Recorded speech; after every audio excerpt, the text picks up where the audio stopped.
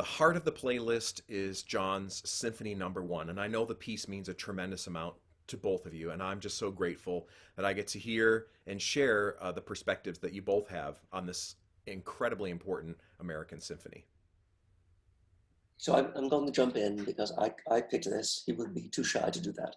And I could say all the nice things about it that he can't. So it was one of the first pieces of his that I had heard live, and the other being The Ghosts. And I really had the same response both times. I thought, um, I don't know anybody else who can make the orchestra sound like the way we live now, in terms of the sheer range of material, starting, I mean, that first symphony starts with that A that changes color and emotional intensity. It is an orchestrated single pitch. I'd never heard anybody do that before. That I thought that understanding, not only what the orchestra can do sonically, but what it can do expressively. And then of course, it becomes, as so much of his work does, you feel like the size of it, the size of the utterance, from something that is epically large to something that just feels incredibly intimate. And the way that even simple devices are used to make you hear things afresh. Those crossfades in the beginning of the third movement, they're just triads, except that there's a moment when the two triads are sounding together.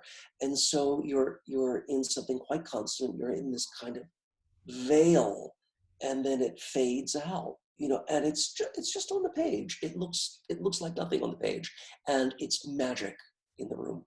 And the piece is full, of those, just those sonic surprises, the sophistication of how to use rhythm.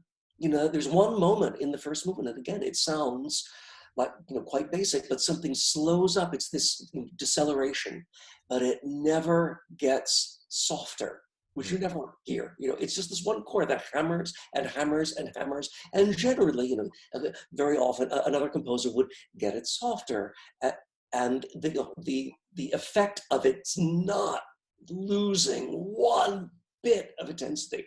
I just remember hearing, how do you hear like that?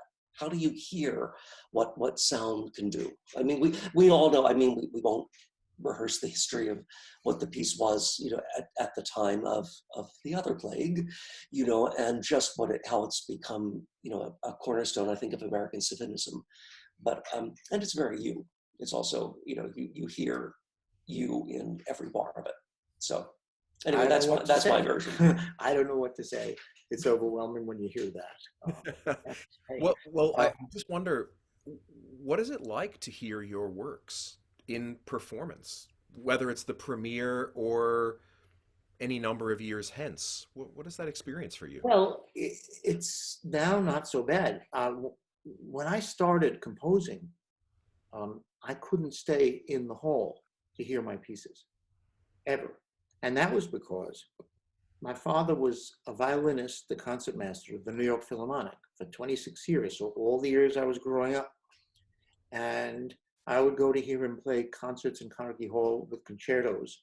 And I would sit in the green room because I knew every note of the concerto, and hunched over, shuddering at the next horrible passage that was coming up, and then relieved that he did it. And the next morning going out and getting the 7 New York dailies to see how he did.